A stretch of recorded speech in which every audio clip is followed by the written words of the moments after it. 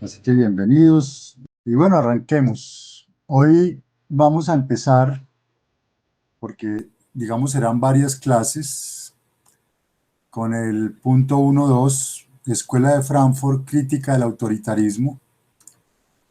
Pero para ubicar la Escuela de Frankfurt, que como ustedes saben es una escuela del marxismo heterodoxo,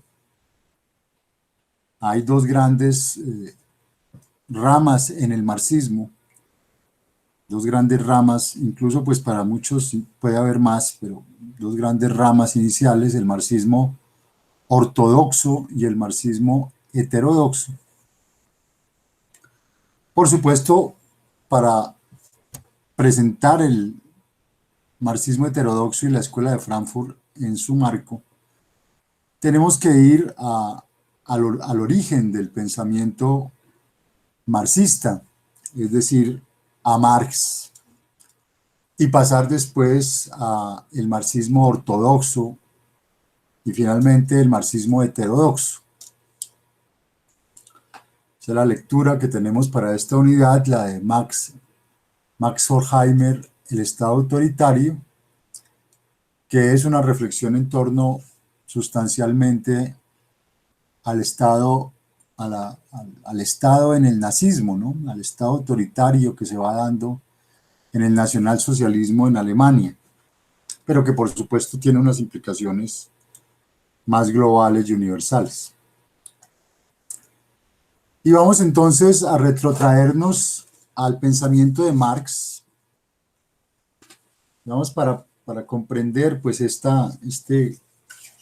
los orígenes precisamente de lo que será la distinción entre marxismo ortodoxo y marxismo heterodoxo, porque ese marxismo ortodoxo y ese marxismo heterodoxo van a partir de la distinción que se ha hecho entre el joven Marx y el Marx maduro. En la primera mitad del siglo XIX, digamos, el gran pensamiento y el gran pensador dominante es Hegel y la filosofía hegeliana, que sin duda marca un momento muy especial en Occidente, porque la filosofía hegeliana, digamos, es una totalización, ¿sí?, del pensamiento occidental, a partir, digamos, de los griegos. Y al mismo tiempo es una gran reflexión desde Occidente de toda la historia de la humanidad, que se va además a ver representada en su famosa filosofía de la historia, que es un gran compendio de, de, de cómo llega a ver Hegel la historia no solo de Occidente, sino a Occidente como el culmen de toda la historia de la humanidad hasta ese momento. Algunos autores, en especial un autor, Karl Lowith, ha planteado que con Hegel se llega a la gran conceptualización y a la gran convergencia entre eh, la historia y el judeocristianismo, particularmente, digamos, en su versión protestante, ¿sí? Judeocristianismo porque obviamente la historia de Occidente viene signada pues por esa matriz judeocristiana. Las escrituras, o lo que algunos llaman las sagradas escrituras, el Antiguo Testamento son las escrituras judías, ¿sí? Ahí está pues la Torá, ¿sí?, que sigue siendo, digamos, la palabra sagrada para los judíos, y se le suma, y esa es la parte, digamos, cristiana, el Nuevo Testamento. y en conjunto, por tanto, es, digamos, la convergencia judio-cristiana, la matriz judio-cristiana de Occidente, que además con Hegel, eh, en la versión protestante, es la gran mirada, la gran síntesis de toda la historia universal. Vamos a ver ahorita por qué. La filosofía hegeliana, y esta es una lectura que hará precisamente George Lukács, uno de los padres de la heterodoxia marxista, gravita en torno a 4 categorías. Primero, la categoría de totalidad. Lo verdadero es el todo. La lechuza, como dice Hegel en la filosofía del derecho, la lechuza de Minerva alza su vuelo sobre Atenas al caer la noche. Y eso significaba que la lechuza, que simboliza la filosofía, se levanta sobre la historia de la humanidad en, en su momento supremo y logra ver todo ese desarrollo. ¿Sí? Eso es lo que hace Hegel a comienzos del siglo XIX, ver todo el desarrollo de la historia de la humanidad desde el concepto de libertad, pero el concepto de libertad entendido desde el protestantismo, porque en el protestantismo el concepto clave es Dios como libertad, no como en el catolicismo Dios como autoridad, sino Dios como libertad. La otra categoría es la categoría de dialéctica,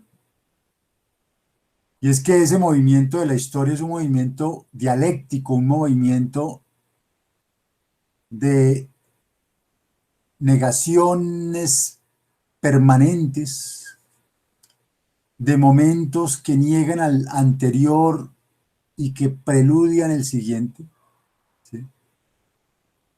Y que la historia en su gran, incluso la cosmogonía, en su gran desarrollo es la esencia misma del método dialéctico. Y ahí la famosa frase, la famosa pensamiento de Hegel: el método no es en efecto sino la estructura del todo, elevada a su esencialidad pura.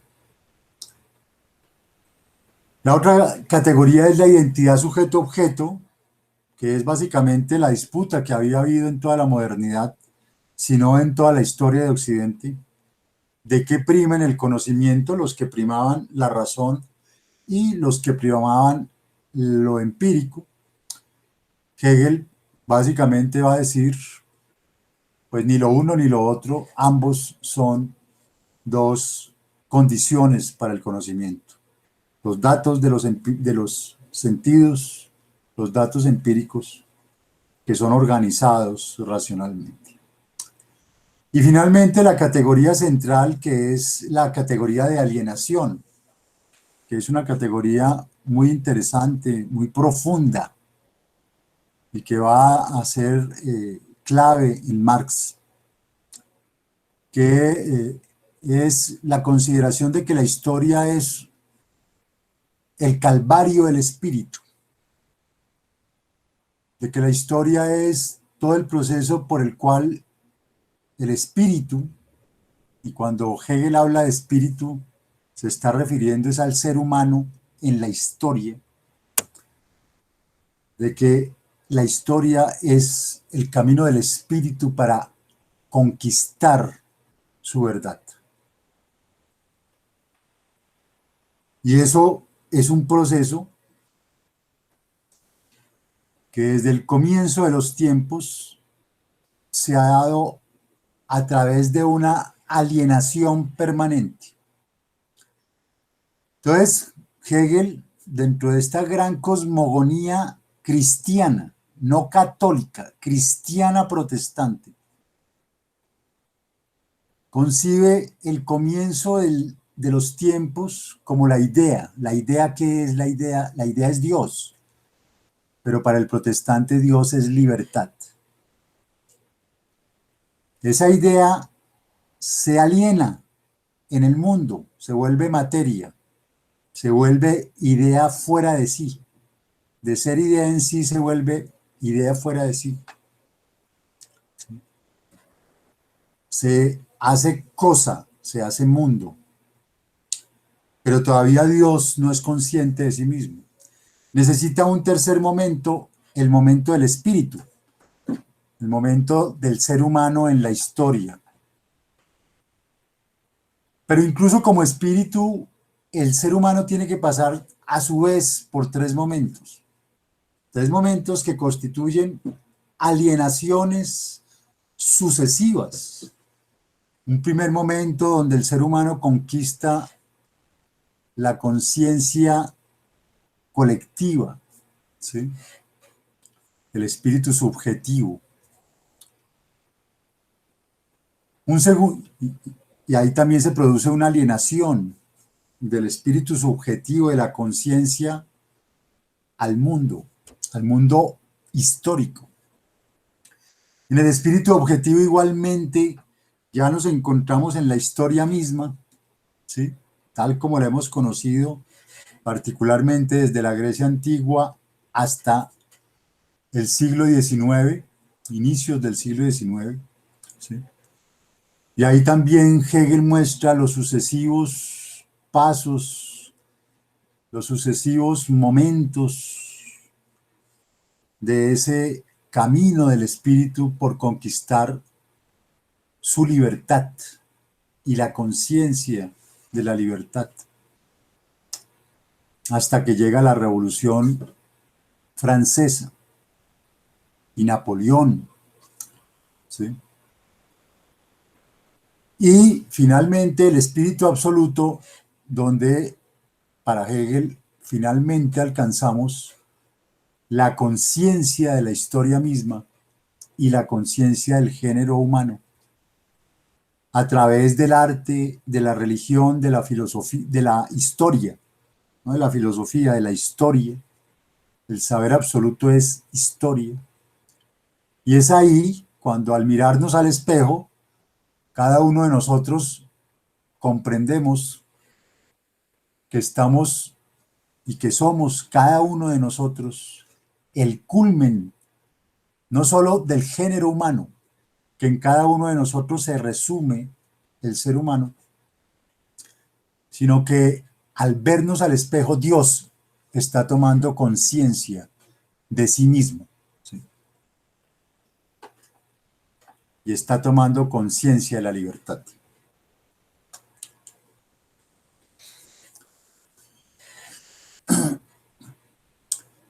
En la fenomenología del espíritu, el libro que escribe en 1806, por el cual es quizás más conocido Hegel, ese proceso ya se detalla, ¿sí?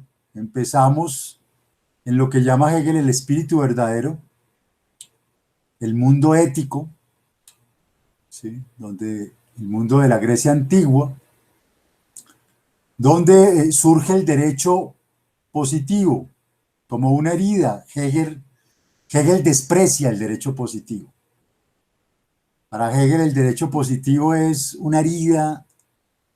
en, una herida en la humanidad del hombre, una herida en la humanidad del espíritu. El derecho positivo, la ley humana no debería haber existido jamás. Nos deberíamos regir solamente por el derecho natural, pero surgió la ley positiva. La ley positiva es casi una ofensa al espíritu del ser humano. Por eso, la única manera de adoptarla y asumirla es la conciencia fatídica, el fatum, ¿sí? El destino fatídico. El derecho es un destino fatídico y a finales de la Edad Media, con el Estado absolutista, ese derecho se vuelve Estado de Derecho y se inicia la alienación universal. Acá hay un elemento importante en Hegel y es que el Estado es expresión objetiva de la alienación.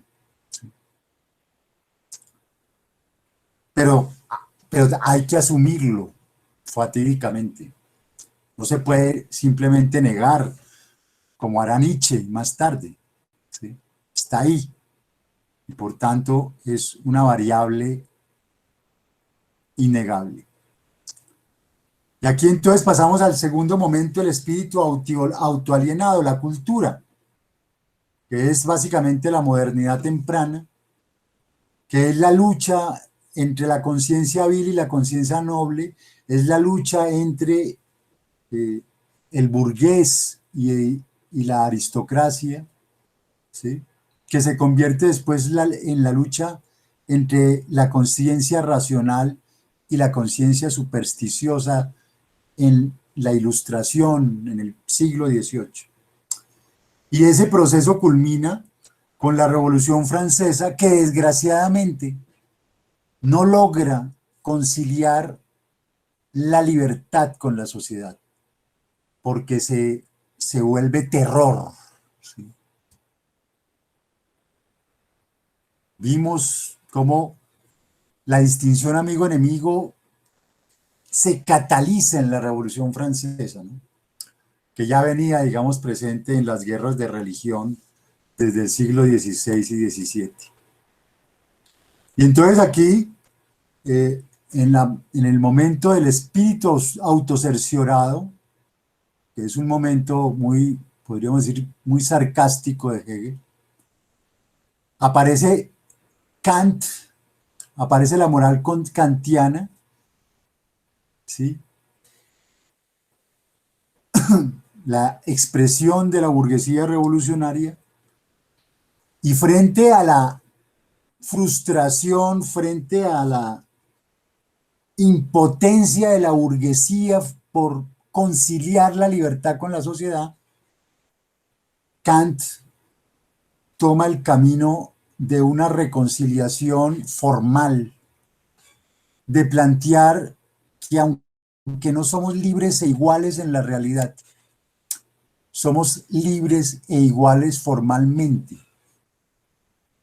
Y esa concepción moral kantiana se transforma en una conciencia concienzuda, en una conciencia deformada, que no es más que la conciencia jurídica, la conciencia que pretende arreglar el conflicto con formalidades jurídicas, pero que no arregla nada y que por tanto deviene una buena conciencia, es decir, un alma bella, un alma impotente ante la realidad. Ese es el contexto, digamos, de los inicios del siglo XIX, ¿sí? Y esa es la herencia que recoge el joven Marx. Marx viene inserto, está en lo que se llaman los jóvenes hegelianos, los jóvenes revolucionarios hegelianos en Alemania, ¿sí? Y muy temprano, estos son algunas de las, pues básicamente la mayoría de las obras de ese joven Marx, ¿sí? Que se va a centrar en una reflexión en torno inicialmente al derecho.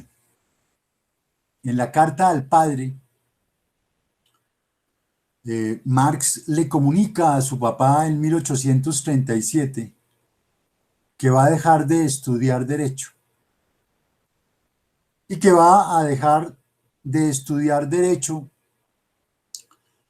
porque ya el derecho le ha revelado todo lo que le podía revelar.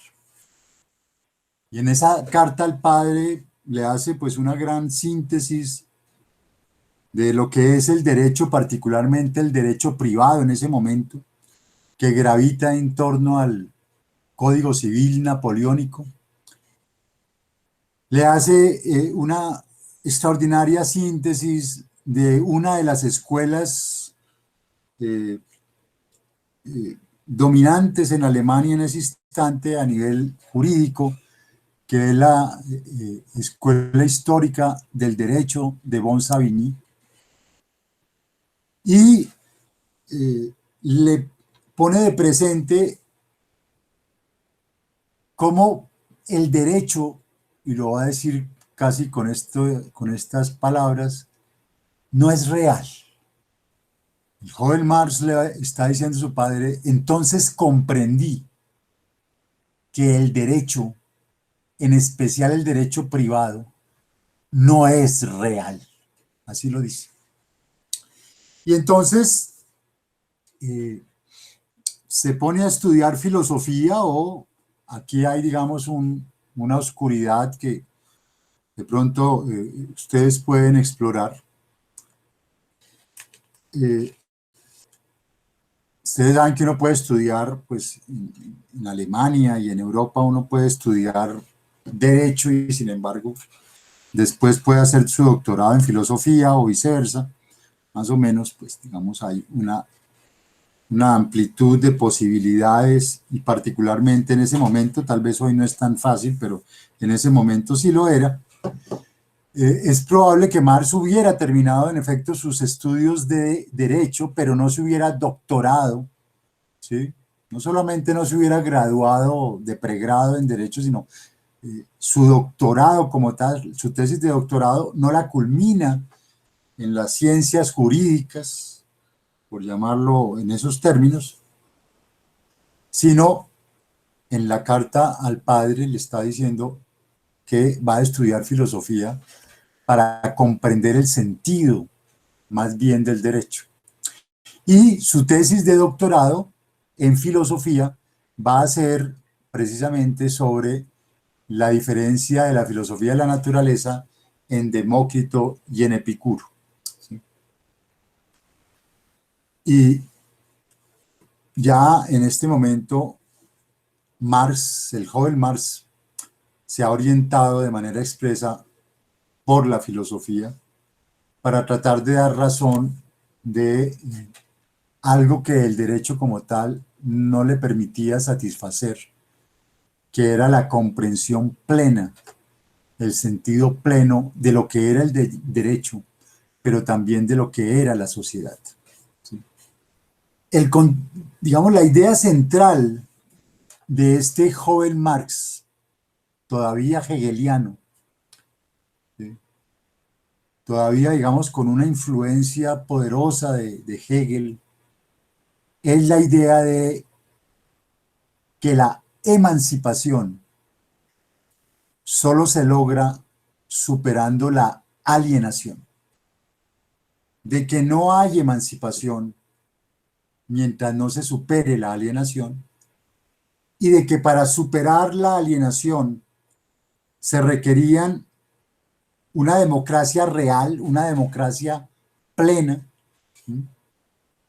El concepto que va a utilizar es democracia real, que es el que más tarde Anthony Negri va también a recoger, democracia real, porque solo la democracia real, la transformación radical de la sociedad, puede lograr un hombre total, un hombre entero, un hombre, en otras palabras, desalienado, un hombre que ha podido efectivamente congraciarse con la realidad, congraciarse con la sociedad.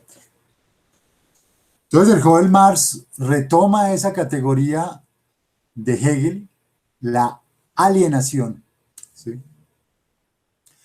Pero aquí se produce también un giro en el pensamiento del joven Marx, un giro que lo va a llevar lentamente más allá de la filosofía y que lo empieza a encaminar hacia la crítica de la economía política, o hacia la economía política como tal. ¿Sí? Marx va comprendiendo que la alienación no era como la había planteado Hegel, así digamos este gran movimiento cosmogónico, ¿sí?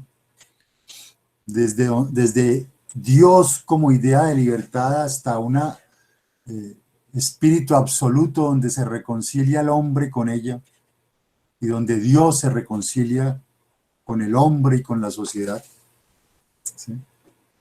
Sino de que la alienación tiene un componente económico.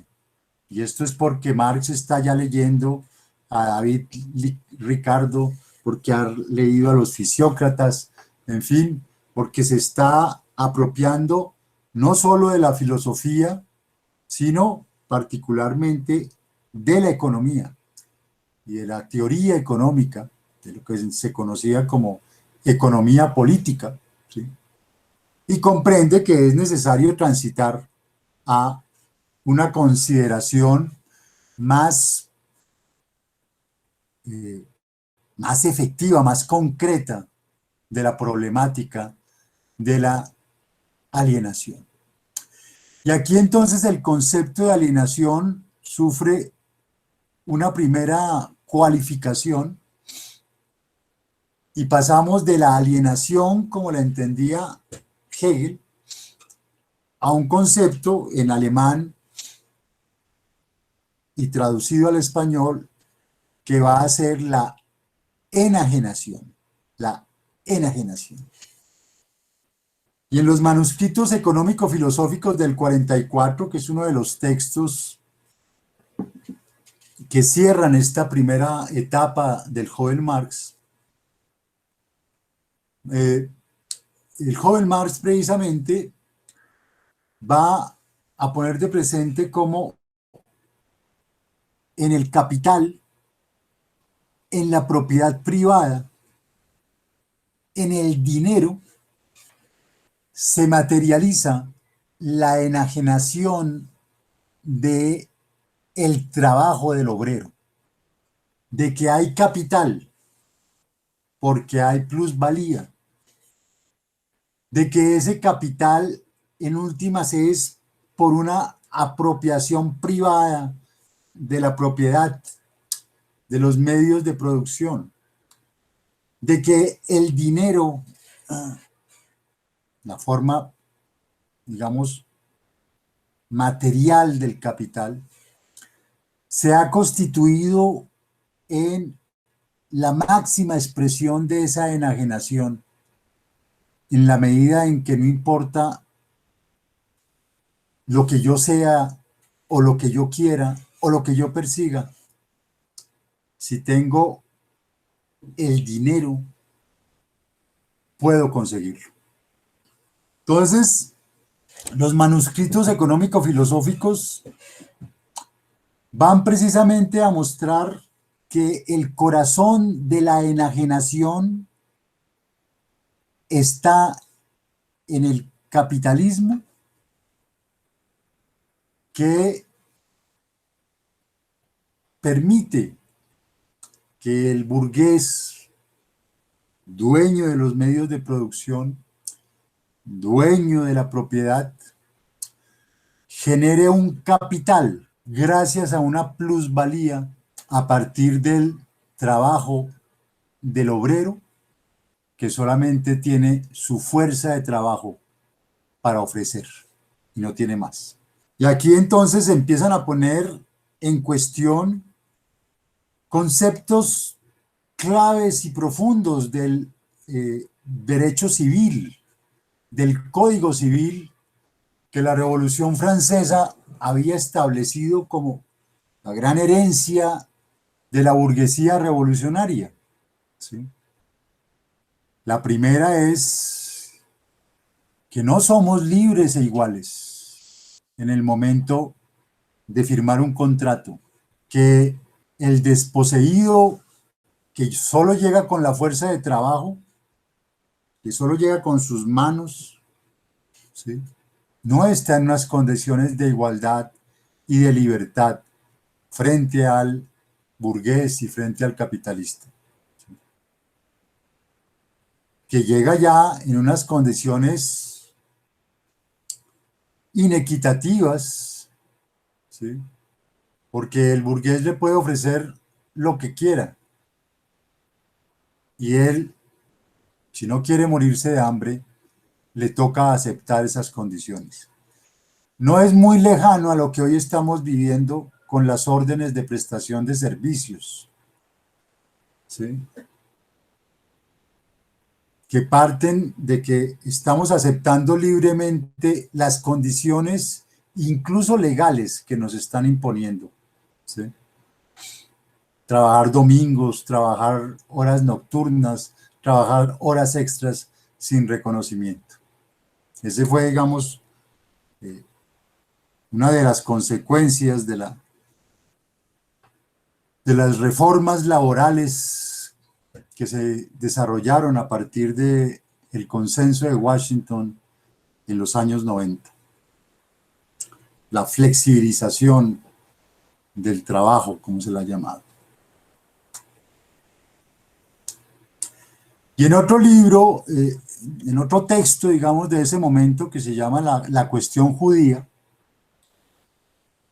Marx además profundiza en lo que, en lo que es la emancipación política e incluso profundiza en lo que sería hoy, que algunos llaman el derecho emancipatorio. Ya Marx había planteado en algún momento: ser radical es tomar las cosas de raíz. Ser radical es tomar las cosas de raíz, y para el hombre la raíz es el hombre mismo. Entonces, la emancipación no se resuelve a través del Estado, como en un momento dado había planteado Hegel.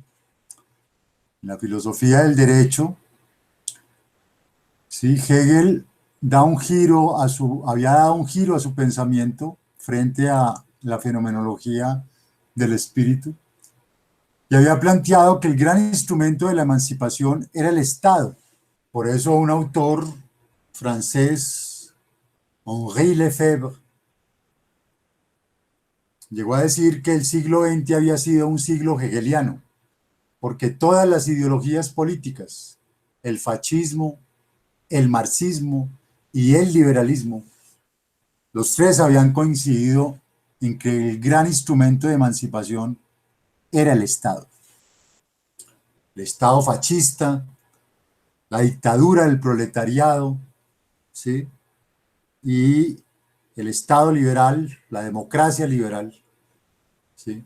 El Estado de Derecho liberal. Los tres habían terminado reivindicando el Estado como instrumento de emancipación.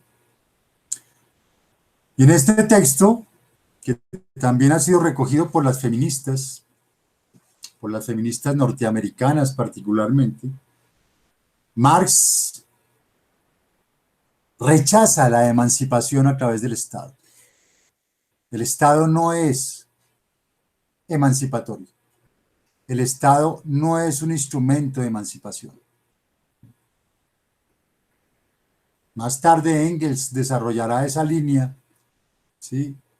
En un libro también muy interesante de carácter histórico, el origen de la familia, la propiedad privada y el Estado.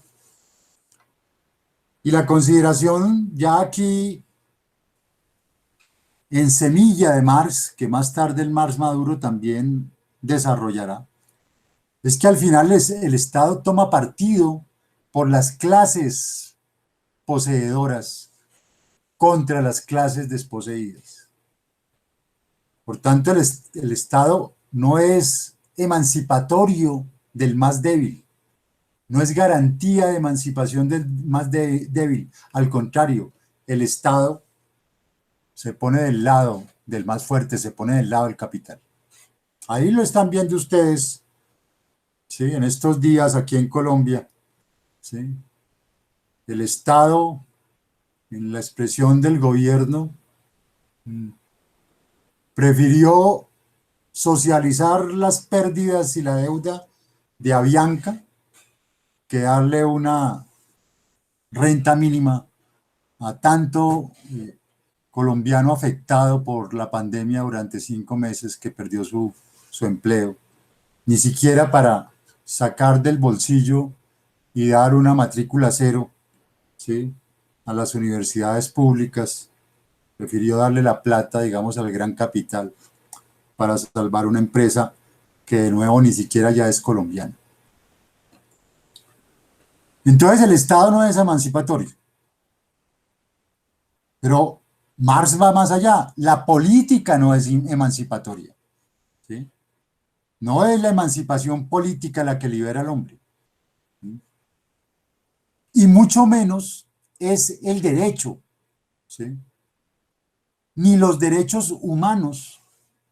Y acá obviamente Marx adopta una postura muy radical frente a los derechos humanos que habían sido promulgados en la Declaración Universal de los Derechos del Hombre y del Ciudadano en París en 1789. Entonces, este joven Marx rechaza el Estado, rechaza la política, rechaza el derecho y rechaza los derechos humanos como instrumentos de emancipación, ¿sí? La emancipación, al contrario, se puede dar es contra el Estado, contra la política, particularmente esa política que va a estar y que se manifiesta y va a estar representada en la democracia liberal representativa, ¿sí?,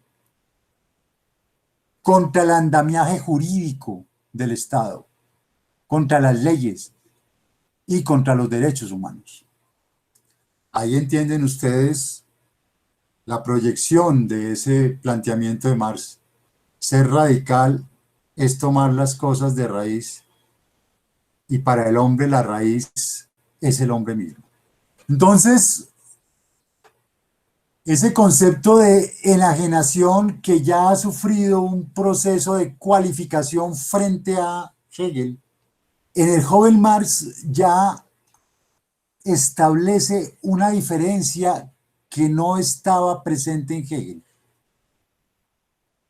En Hegel, la alienación comportaba, la alienación integraba la objetivación. Pero el joven Marx, con mucha intuición, se da cuenta de que hay que diferenciar alienación y objetivación, ¿sí? Por eso Marx no toma exactamente el concepto de alienación, sino de enajenación, ¿sí? En Hegel, alienación y objetivación era lo mismo. En el momento en que yo me objetivaba en el mundo, yo me alienaba, ¿sí? Pero Marx se da cuenta, el joven Marx se da cuenta de que la objetivación es el ideal que hacemos nosotros, es el ideal de todo ser humano. El ideal es que nosotros nos objetivemos en el mundo a través de nuestra creación, a través de nuestra producción. Nos objetivamos en el mundo, nos hacemos mundo, y de esa manera el mundo se humaniza, ¿sí? Nos objetivamos en nuestra producción, nos objetivamos en nuestra creatividad. Y entonces el joven Marx deslinda alienación de objetivación, ¿sí?, y desarrolla entonces el concepto de enajenación, efectivamente, en términos de una enajenación económica, ¿sí?, en el marco del capitalismo, ¿sí? Esa categoría de enajenación, que indudablemente se origina en la de alienación hegeliana, en el joven Marx es diferente, porque ya tiene esa connotación económica. Y después esa categoría de enajenación en la tradición marxista, y en el mismo Marx va sufriendo una serie de cualificaciones conceptuales, ¿sí?, que van a ser la de extrañamiento, la de división del trabajo, la de fetichismo de la mercancía, y más tarde, en el marxismo heterodoxo, la de cosificación. Entonces, el joven Marx culmina ese momento de su reflexión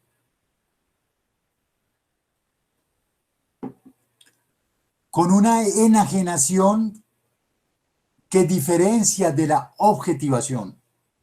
La objetivación es el proceso proactivo, positivo del ser humano frente a su realidad, pero la enajenación es cuando mi producción, mi creación, se la apropia otro.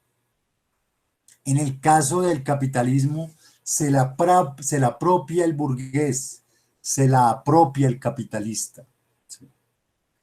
Y entonces la enajenación, Marx la disgrega en 4 grandes consecuencias, en 4 grandes dominios. Nos enajenamos del trabajo porque nuestro trabajo se lo apropia otro. La clase trabajadora se enajena de la producción social. El obrero construye las casas, los edificios que no va a poder comprar.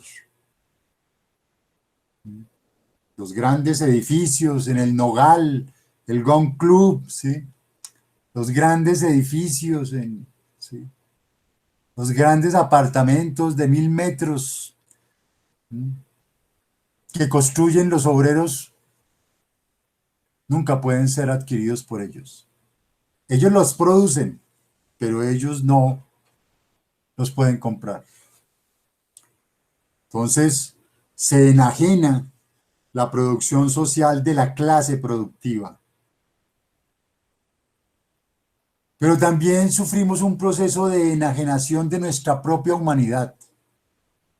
Nos deshumanizamos. Se nos somete a unas condiciones excesivas, ¿sí?, y nos enajenamos de nuestros semejantes, porque entramos a una lógica de competencia donde no hay solidaridad. Entonces aquí hay un concepto clave en Marx, en este joven Marx, que es el concepto de autoactividad. En el capitalismo perdemos la autoactividad. Nos enajenamos de nuestra autoactividad creativa. Y entonces, el gran propósito de una transformación radical de la sociedad, que no es a través del Estado, ni de la política, ni del derecho, ni de los derechos humanos, es reapropiarnos de nuestra autoactividad enajenada. Ese es el concepto de democracia real o de democracia plena para lograr un hombre entero, un hombre total en el joven Marx. Por eso los manuscritos económico-filosóficos del 44 culminan con esta frase: quien experimente amor sin ser correspondido, es decir, sin que su amor provoque el amor del ser amado, quien por medio de su manifestación de vida como amante no sea al mismo tiempo un ser amado, sentirá que su amor es impotente, una fuente de desdicha. Es decir, quien experimente que el fruto de su producción, quien experimente que el fruto de su creación no es de él y no puede él disfrutarlo, sentirá que ese producto de su creación es una fuente de desdicha. Así culminan los manuscritos económico-filosóficos del 44. De pronto era que Marx en ese momento estaba entusado, porque su gran compañera Jenny, ahí hay una película que yo los invito a ver en sus espacios de trabajo independiente grupal, El joven Marx, fue una película de hace 2 años, ¿sí? Y ahí hay digamos, una situación muy interesante, y es el papel que juega Jenny, su esposa, quien le lee, le corrige sus escritos, ¿sí? Lo discute con él, y fuera de eso cría a las hijas, y fuera de eso cocina, y fuera de eso arregla la casa, ¿sí? Mientras que Marx, que era un poco bohemio o bastante bohemio, ¿sí? Andaba con Feuerbach y con Bakunin y con Bauer, ¿sí? Y con Engels, haciendo las grandes discusiones y las grandes tertulias y la gran bohemia. Y ahí ya pasamos al Marx maduro.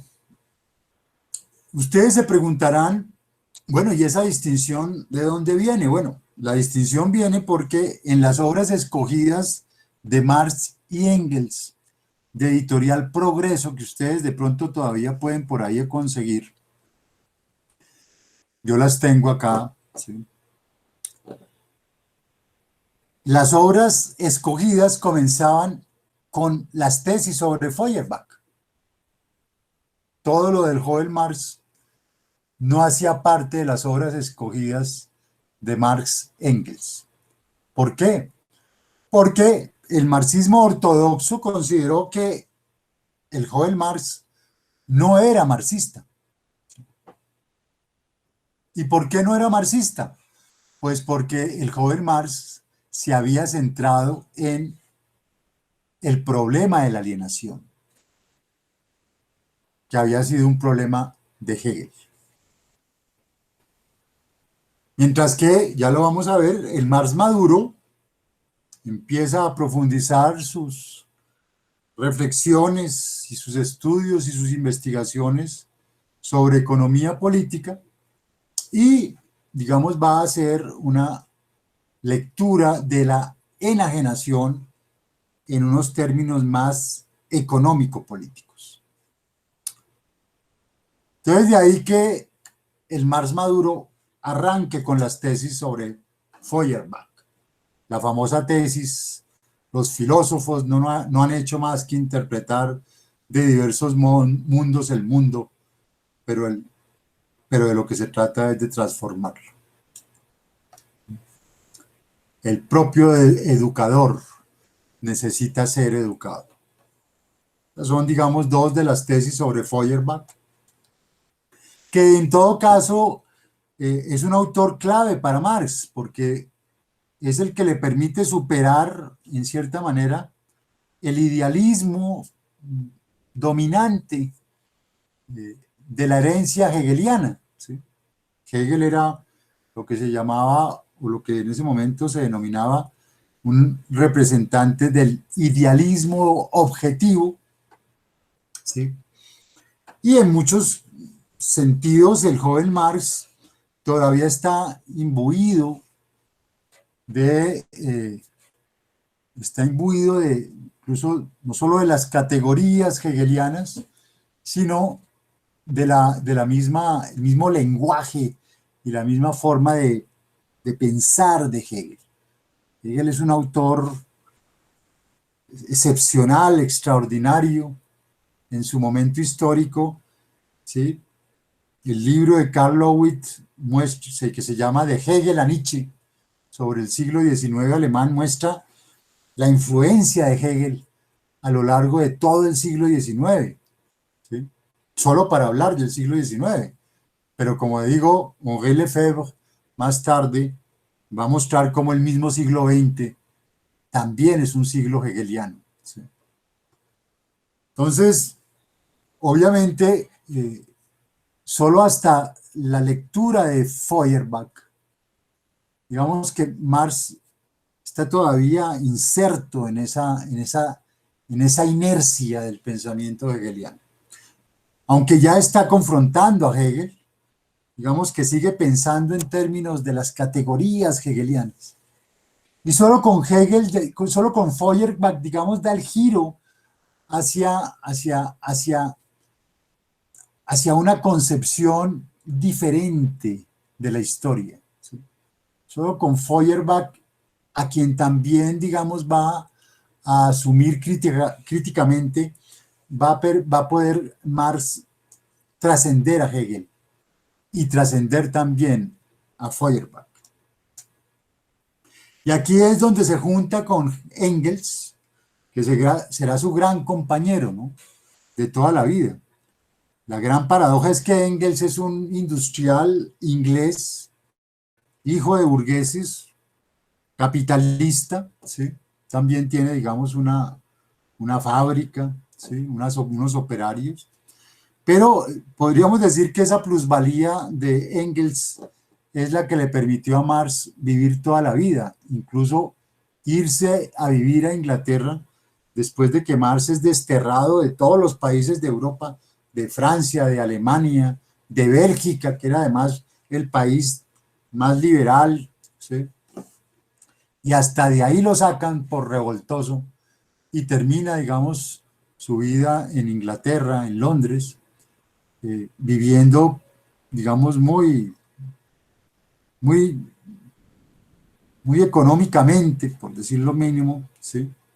Y el gran benefactor es Federico Engels, ¿sí?, quien le tenderá la mano durante todo el resto de su vida. Y es gracias también a Engels que, bueno, se vuelve un diálogo entre los dos. Por eso las obras escogidas de, de Editorial Progreso y también las de ediciones internacionales chinas es sobre Marx y Engels. Van juntos de la mano, Marx y Engels, en el marxismo ortodoxo. Y ya en el 45 escribe con Engels la ideología alemana. Y ahí, pues, esta frase muy de cajón, pero que indudablemente representa el giro que está dando Marx: no es la conciencia del hombre la que determina su ser, sino por el contrario, el ser social el que determina su conciencia. ¿Sí? ¿Por qué? Porque la concepción idealista de la historia de Hegel lo que había mostrado era la historia como una secuencia de formas de conciencia, la historia como una secuencia de formas de conciencia. Desde el momento en que Dios surge de la nada, ¿sí?, sin tener conciencia de sí mismo, y después se vuelve idea fuera de sí en la materia, y después se vuelve espíritu, el hombre en la historia, se vuelve idea para sí, finalmente a través del espíritu subjetivo, objetivo, absoluto. Todo eso que ustedes ven ahí, conciencia, autoconciencia, razón, eticidad, cultura, moralidad, arte, religión, saber absoluto, todas son formas de conciencia. Es decir, Hegel ve la historia reflejada en la conciencia del ser humano, ¿sí? Y entonces, frente a esa concepción de la historia reflejada en la conciencia del ser humano, Marx va a tratar y va a plantear una historia materialista, una concepción materialista de la historia. Esa concepción materialista de la historia, Marx la va a ver y la va, digamos, la va a presentar en lo que es la metáfora del edificio. Marx va a decir, la sociedad es como un edificio. ¿Sí? El término técnico en economía política marxista es la formación económico-social. Es como un edificio. Nosotros solamente vemos la parte de arriba, pero no vemos sus bases, no vemos los pilotes que sostienen el edificio como tal. Y obviamente sin esas bases el edificio se derrumbaría. Esas bases son la estructura económica. Esa estructura económica está definida por el modo de producción. Ese modo de producción tiene dos grandes componentes. De una parte, las fuerzas productivas, es decir, los medios de producción, la organización del trabajo, la fuerza del trabajo, ¿sí? El desarrollo tecnológico de esos medios de producción. En ese momento, pues, las fábricas como el gran espacio productivo. Y esas fuerzas productivas entran en contradicción con las relaciones de producción, que son las relaciones de producción y reproducción, las formas de propiedad y las formas de distribución. En últimas, fíjense ustedes, las relaciones de producción son las relaciones jurídicas. Es en últimas el derecho privado, ¿sí? Que regula la producción capitalista como tal, ¿sí?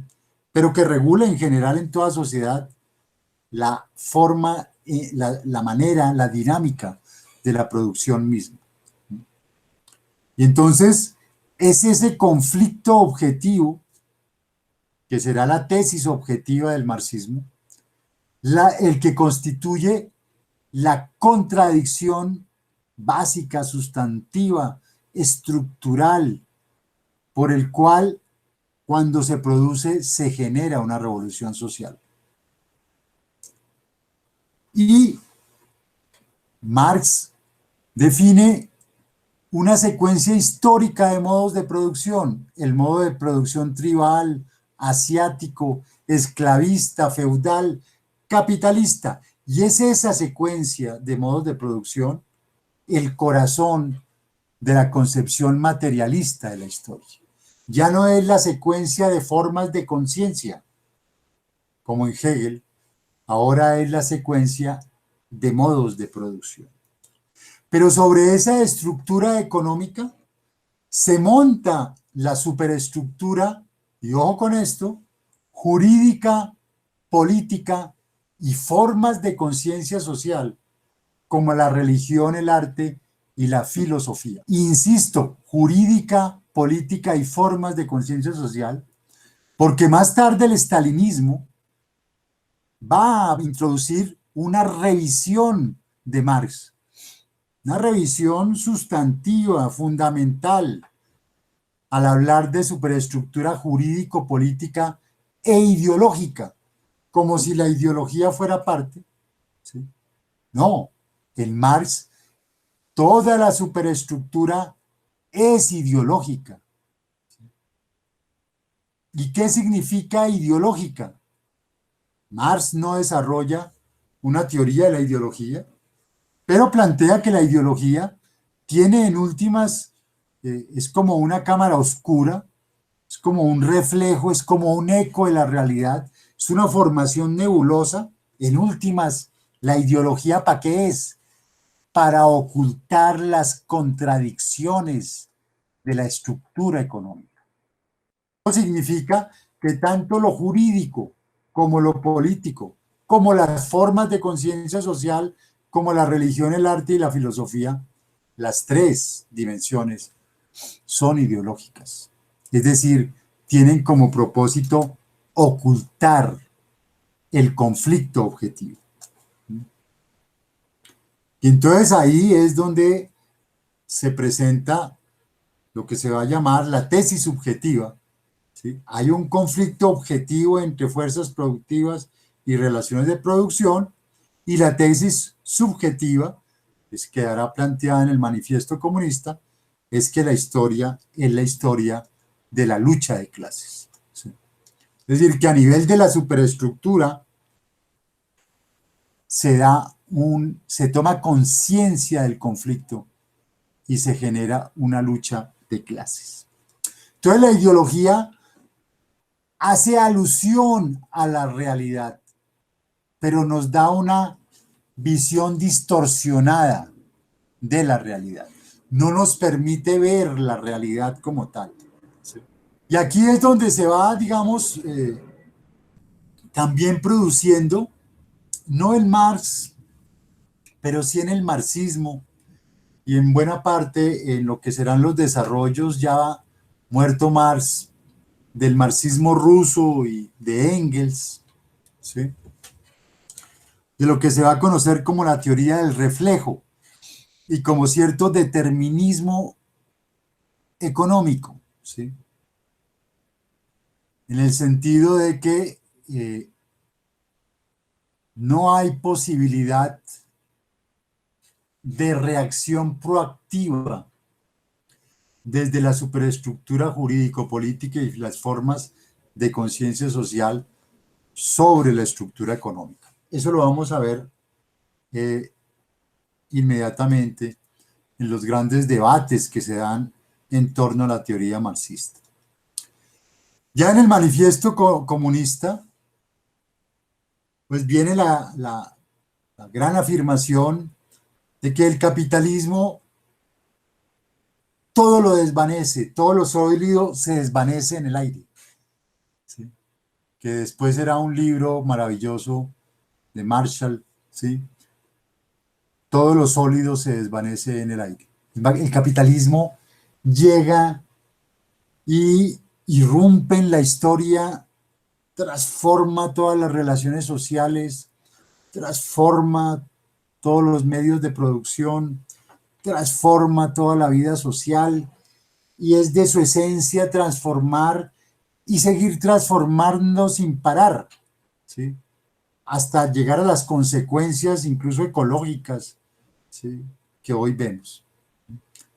Hasta llegar al punto en el cual esa instrumentalización capitalista prácticamente pone al mundo eh, y al mundo natural, ¿sí?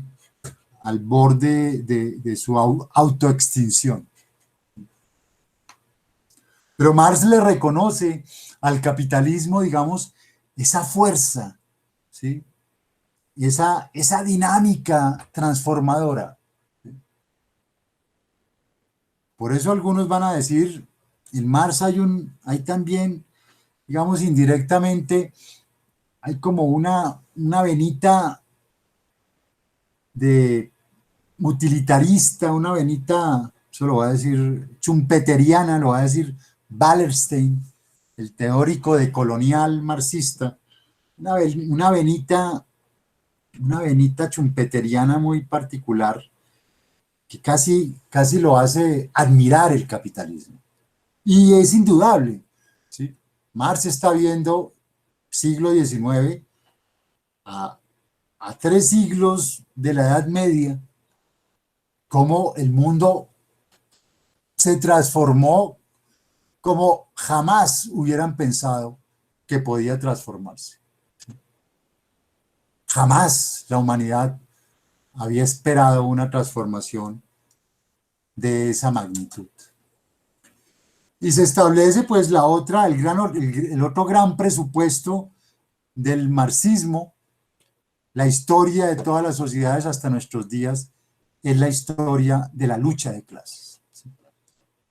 Que se constituye casi que en un axioma del marxismo, ¿sí? en, una, en, una, en un, prácticamente en uno de los dogmas del pensamiento marxista. La historia es historia de lucha de clases.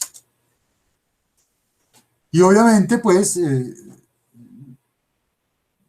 los capitalistas, los ricos, los burgueses, que no generan riqueza, ¿sí? Son los que se apropian de la riqueza que producen los trabajadores. Y el manifiesto comunista culmina: los proletarios no tienen nada que perder más que sus cadenas, tienen en cambio un mundo que ganar, proletarios de todos los países unidos. Los proletarios no tienen nada que perder más que sus cadenas. Ese es el gran grito, la gran bandera de batalla de Marx en 1848, precisamente cuando están triunfando las revoluciones proletarias, las revoluciones democráticas, perdón, las revoluciones democráticas en Europa. Y en el 56, digamos, este párrafo de la introducción a la contribución a la crítica de la economía política, donde Marx sintetiza lo que hasta ese momento habían sido sus investigaciones. Me centro en el párrafo final. Cuando se estudian esas revoluciones, hay que distinguir siempre entre los cambios materiales ocurridos en las condiciones económicas de producción y las formas jurídicas, políticas, religiosas, artísticas o filosóficas. En una palabra, las formas ideológicas. Rescato esto para insistir en que para Marx, el Marx maduro, toda la superestructura, las formas jurídicas, políticas, religiosas, artísticas o filosóficas, en una palabra, las formas ideológicas. ¿Sí?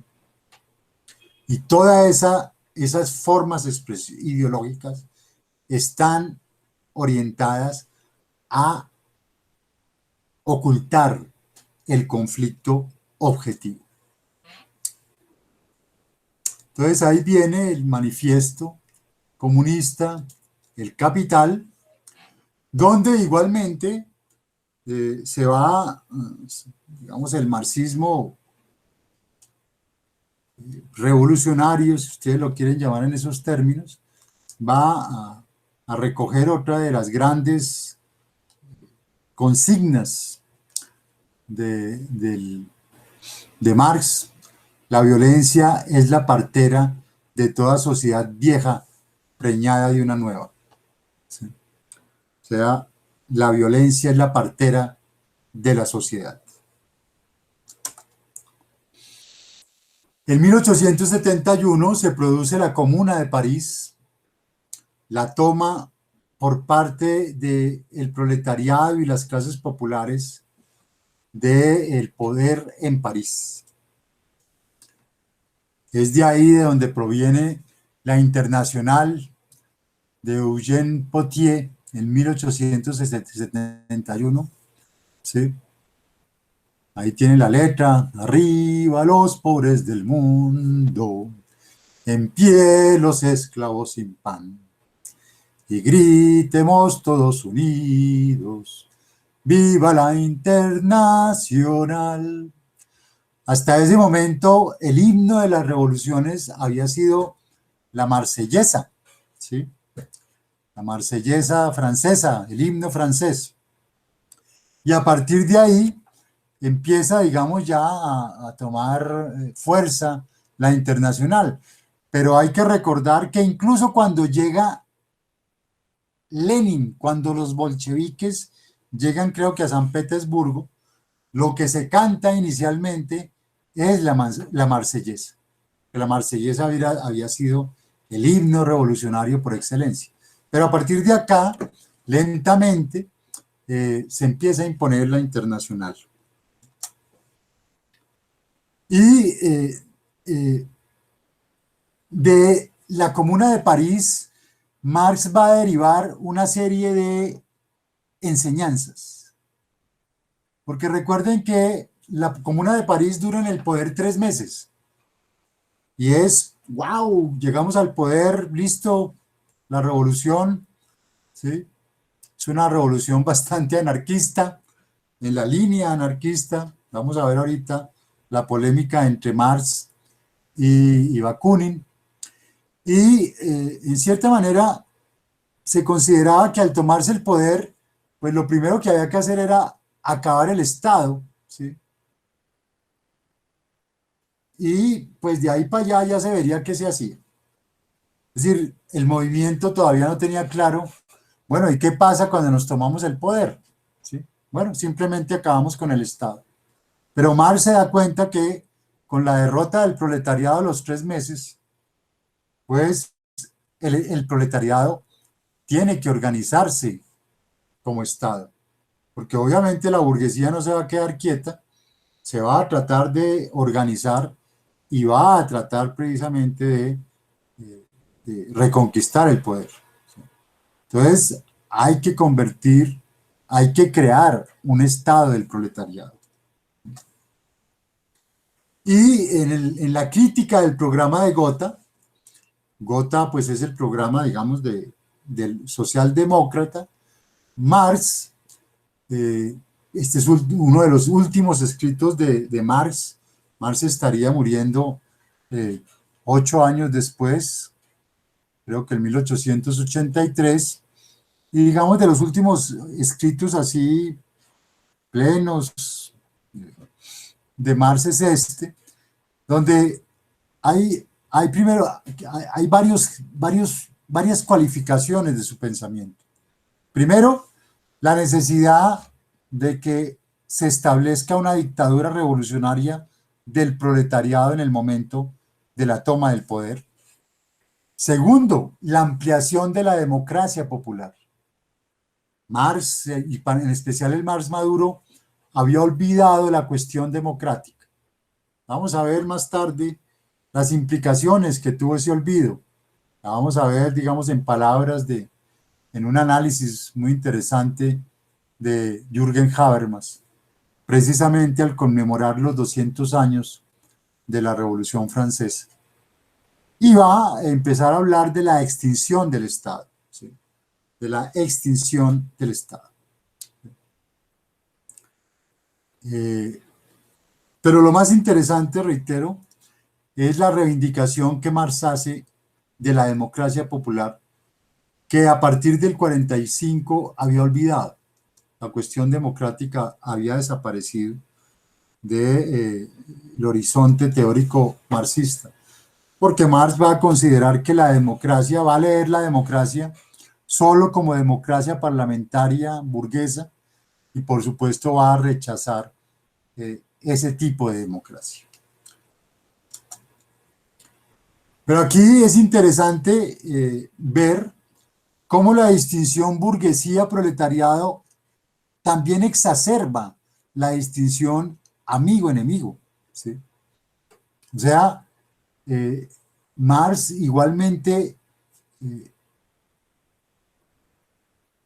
mantiene la dinámica que ya vimos con Carl Schmitt y la dinámica que habíamos visto en toda la modernidad, desde las guerras de la religión, pasando por la Revolución Inglesa, continuando con la Revolución Francesa.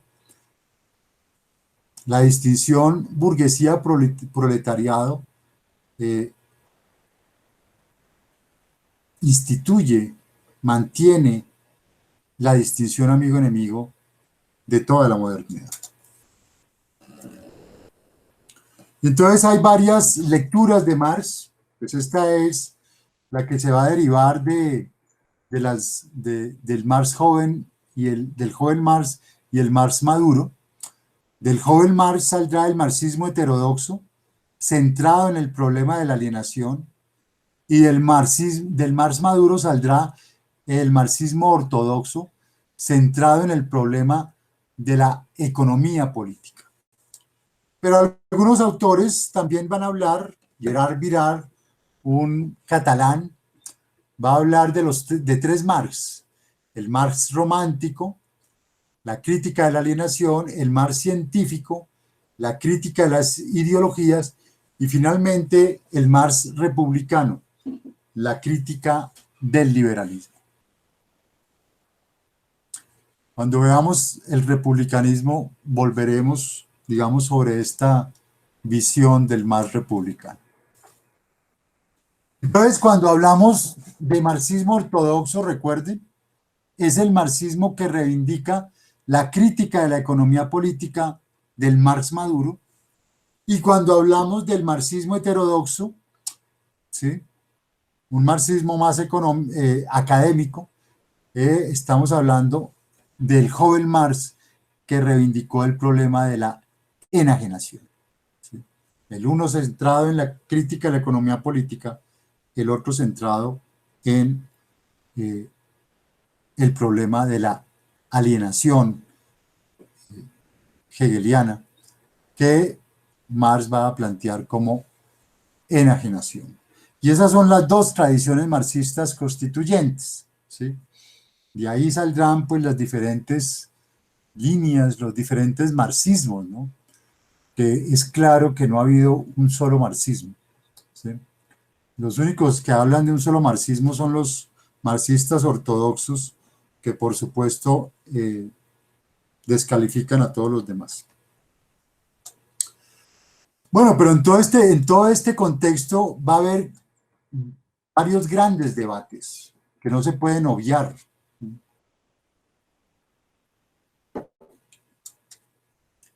El primero es el debate con el anarquismo. El anarquismo, ni Dios, ni Estado, ni patrón, ¿sí? La acracia, el libertarismo, ¿sí?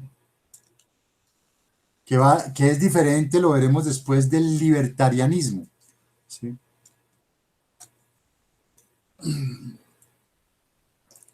Y que va a reivindicar un socialismo sin Estado, ¿sí? Su principal exponente es Bakunin, socialismo sin Estado. Pero es también Bakunin, ¿sí?, un defensor de la libertad. La libertad de cada uno necesariamente asume la libertad de todos. Y la libertad de todos no llegará a ser posible sin la libertad de cada uno. No hay libertad real sin igualdad, no solo de derechos, sino en la realidad. Libertad en igualdad. Ahí está la justicia. Y quiero insistir en esto porque el marxismo terminó rechazando dos conceptos, dos categorías, dos banderas que consideraron que eran exclusivamente de la burguesía del siglo XVIII.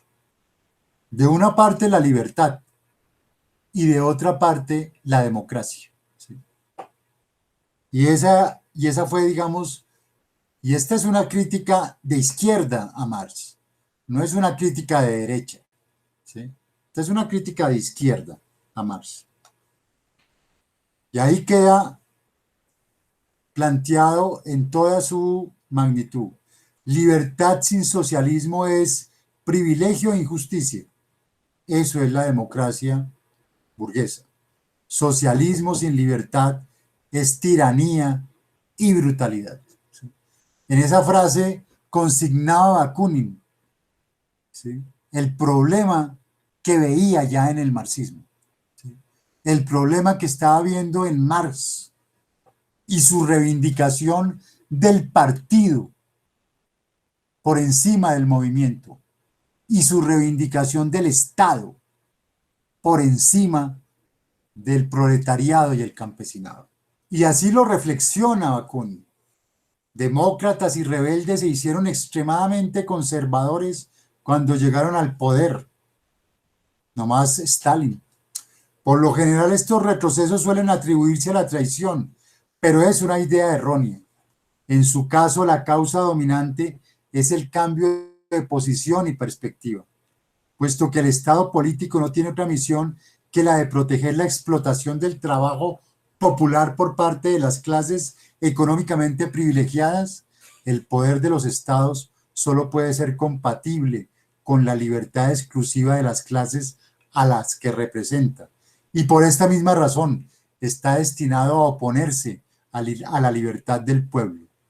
Quien dice Estado, dice dominación, y toda dominación supone la existencia de masas dominadas. Entonces ahí está la gran discusión que se va a dar entre Marx y Bakunin en la Primera Internacional, que se funda en 1864. Esos son los grandes, digamos, protagonistas de esa Primera Internacional proletaria, ¿sí? Y hay una segunda discusión que vamos a encontrar después en Negri, y en el último libro de Negri y Hart, que se llama Asamblea, ¿sí? Y es, ¿qué debe primar, el movimiento o la vanguardia? Obviamente ya Marx empieza a consolidar una visión de partido por encima del movimiento, ¿sí?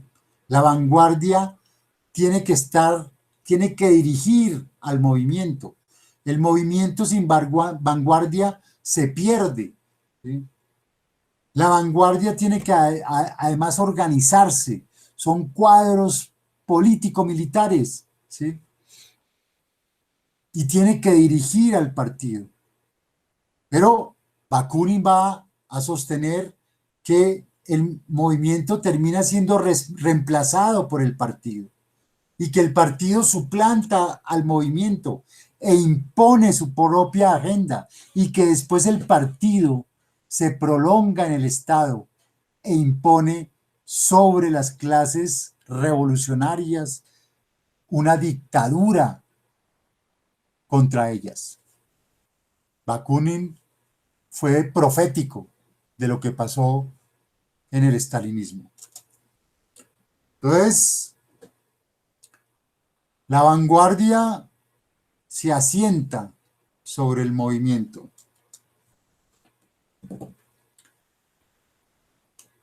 Cuando el pueblo está siendo golpeado con un palo, el pueblo no es más feliz si el palo se le llama el palo del pueblo, ¿sí?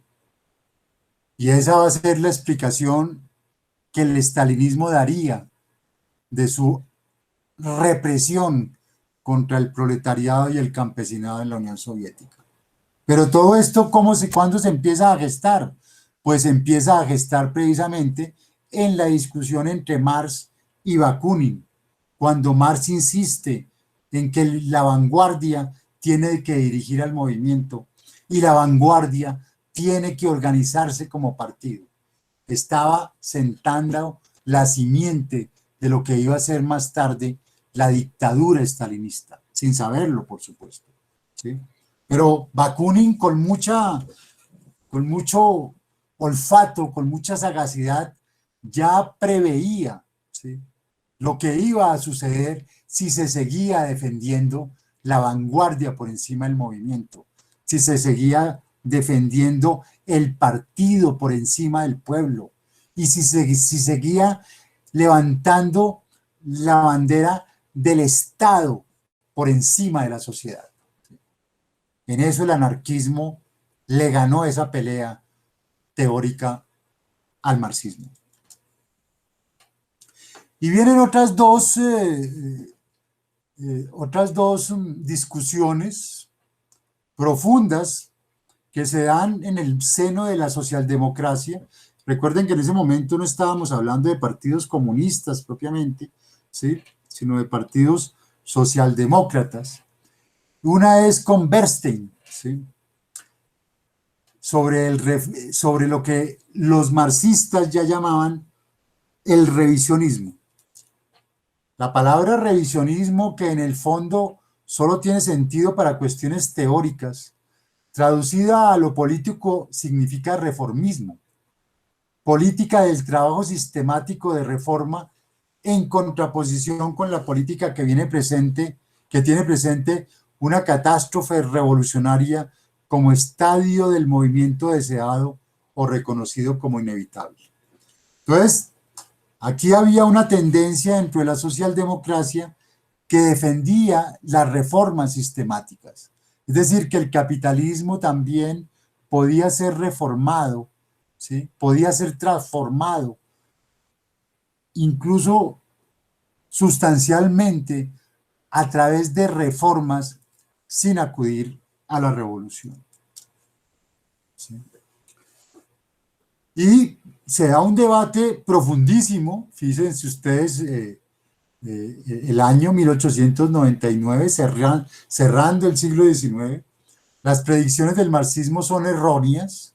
Aquí se estaba también cuestionando digamos, el carácter científico del marxismo, porque recuerden que el marxismo se presentaba como socialismo científico, también de alguna manera influenciado por el positivismo burgués de mediados del siglo XIX, ¿sí?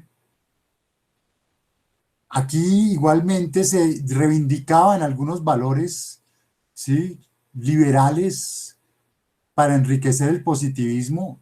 No se enfrentaba socialismo y liberalismo, que fue indudablemente lo que desató en buena parte la legitimación de la dictadura estalinista. Y se llamaba, digamos, a una flexibilización del pensamiento marxista, ¿sí?